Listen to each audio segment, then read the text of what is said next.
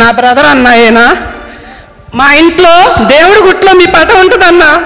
ఖుషి cinema భూమిక గారు మీరు దిగింది, మా అన్నయ్య గారికి మీరంటే ప్రాణం అన్న.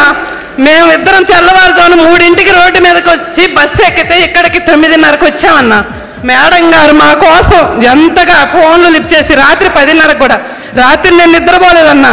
మా ఊరు దాటి నేను ఎక్కడికి వెళ్ళలేదన్నా.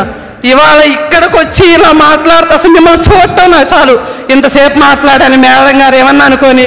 నాకు ఇంగ్లీష్లో మాట్లాడటం రాదు, వేరేగా మాట్లాడటం రాదు. తెలుగులోనే మాట్లాడుకోండి. థ్యాంక్ యూ అన్న, థ్యాంక్ యూ అన్న.